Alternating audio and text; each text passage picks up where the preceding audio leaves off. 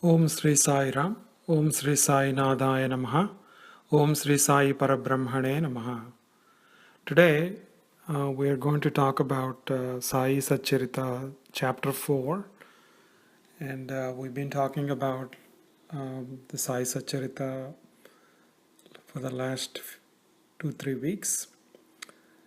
And in the 4th chapter, they talk about the Shirdi Kshetra and how Baba came there as a 16-year-old, and also about the Vittal Darshan and Dasagana Maharaj's Prayaga Triveni Sangamasn bath.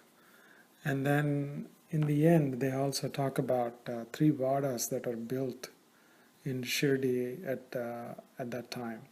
So we'll go over one by one and try to learn from those things. Sai is a great ascetic. By the great good fortune of the Shirdi, he appeared on the banks of that Godavari river. Usually in Bhagavad Gita, it says that the Lord Krishna says that whenever dharma is annihilated and sinfulness is increased, to protect the dharma and to protect the downtrodden, poor and weak, the Lord Krishna said he will incarnate. In a similar way, he also said that he also comes in the form of the saints to preserve the dharma. By inculcating gnana and showing them the right path, that's how the dharma is preserved. This is what mentioned in the beginning of the 4th chapter. And then next they talk about how the Shirdi became the holy place just because of the Sai. The Shirdi is in Kopargaon Taluk, Ahmednagar district. There were so many saints who were born on the banks of the Godavari river before Baba came. But once Baba came there, he made Shirdi as his abode. As we cross over to the other side of the banks of the Godavari at Kopargaon, at a distance of about 6 miles, and the Neemgaon, when we cross that, Shirdi is definitely in sight. Shirdi became intertwined with the Sai's name. And in the Sai Satcharita, Hemad Pant mentions these beautiful sentences. Blessed are the stones and blades of grass of Shirdi, which, without any effort, were able to kiss the feet of Sai and were able to bear the dust of his feet on their heads. The very association with Sai in Shirdi is like the study of the scriptures. He is the easy way to Supreme God. Sai's darshan is itself a means for our union with the divine. By conversing with him, our sins will be washed away. His command is like a Vedic sermon for us. His Vudi, that is sacred ash from the Duni, and Prasad are purifying and sacred. He used to recite the God's name all the time. And Sai is omnipresent. He was unaffected by the worldly abundance or the absence thereof, unmoved by the joys and sorrows of the other world. His heart was pure as a mirror, and his speech showered nectar. Pressing his feet is like bathing in the confluence of 3 rivers, that is Ganga, Yamuna, Saraswati. And partaking of the water from washing his feet will uproot all our desires. So are the characters of the godly characters. All of them were in Sai. That's why Gauli Bua, a great Varkari who goes to Pandharpur every year, said Baba and he saw Baba as Vittal. He was 95 years old and he visited Baba every year like he used to go to Pandharpur. Sai loved recitation of God's name. Once he advised Dasgana to do continuous recitation of God's name for 7 days. And Dasgana was promised to have the vision of Vittal. And it was reported that Dasganu Maharaj had the darshan of the Vittal. Kaka Dikshit also had a vision of Vittal in his meditation. Later, Baba tells him to hold on to Vittal, otherwise he will disappear. Then Dikshit happens to buy a Vittal picture from a hawker. This happened to be the same image that he saw in his meditation. In a similar way, Bhagavantarao Kshir Sagar also came to Shirdi. Baba pulled him and made him come to Shirdi as he was forgetting his daily rituals and daily dedication to Vittal. Because his father was a great devotee of Vittal, Baba reminded him so that he could be on the correct path, because he took the back seat in worshipping Vittal.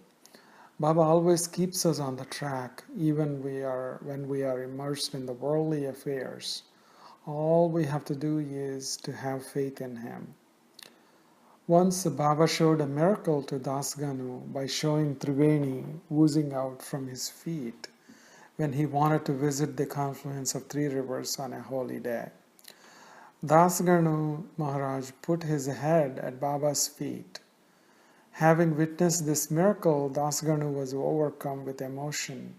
His speech was inspired and love brimmed up in his heart.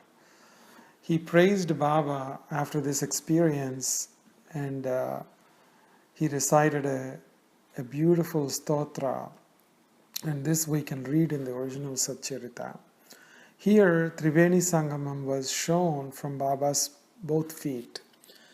At Triveni Sangamam, when we go there, we can see Ganga Yamuna flowing and coming together at one place. But what they say is Saraswati river is flowing underneath. So that is not visible.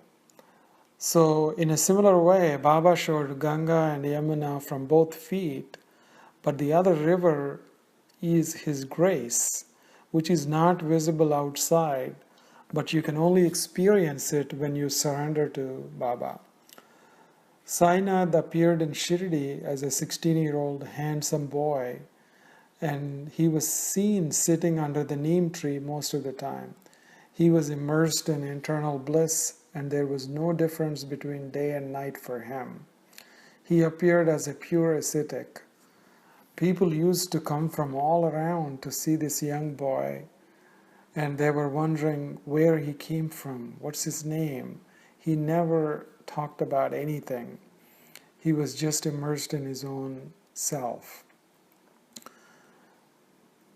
Sai Samadha appeared in Shirdi for the sake of his devotees. Even in the dreams he had no passions. No one knew where he's from, who his parents were. He kept no company during the day, and he was not scared in the night. One day, Lord Kandoba possessed the bodies of few people, and villagers asked them about this young boy. They were told to dig under the neem tree, and they found an underground cavern in which there were 4 burning brass lamps. This young boy told them to close that cavern, and this is the place of his guru. The holy place is his inheritance, and he requested them to maintain as it is. And it was told that this boy did penance, tapas, in that cavern for 12 years. At the end of the chapter, Hemad Pant talks about 3 buildings that were built around Baba's time. First one was built by Harvinayak Sate, and he bought the land around the neem tree and built a platform around the neem tree first. Then he built the Vada, which was ultimately called as Sate Vada, and where pilgrims used to stay when they came to see Baba. Here, the next one was the Kaka Dikshit's Vada. He built 2 floors, and Baba made him do his penance on the upper floor. Other people used to use the lower floor. The foundation stone was laid on the day Sage Arati was started in Chavdi. Around the same time, Baba gave permission for Kabarde to leave Shirdi after a long stay there. Afterwards, on auspicious day of Sri Ramanavami, the housewarming was done in 1911 for Dikshit Vada. Later on, Bhuti Vada came, which ultimately became Samadhi Mandir. Originally, Bhuti got the permission from Baba to build this for Lord Krishna, but ultimately Sai became the Lord Krishna and stayed in that mandir. If we look at these 3 buildings, the first one was built by Harivinayak Sate, who was mainly preoccupied with worldly issues and worshipped Baba. Harivinayak Sate was a deputy collector and a collections officer in the Bombay presidency in those days. He was well known in his circles, and he was married at that time. He had all of his children were female, so he wanted a male child. In those days, having a male child was very important. So he was worried about it. Then somebody told him about Baba. When he comes to Shirdi, Baba promises him to give him a male child and asked him to marry Dada Kelkar's daughter. Dada Kelkar was already a devotee of Baba in Shirdi. So Dada Kelkar also used to stay in Satevada after it was built. So in that way, for a materialistic gain, Satevada was built, but it was useful in the beginning for all the pilgrims who used to come to Shirdi. Later on, Dikshit built that Vada. Dikshit's main aim was Adhyatma Sadhana. He wanted to advance in his endeavor to salvation. That was his main goal.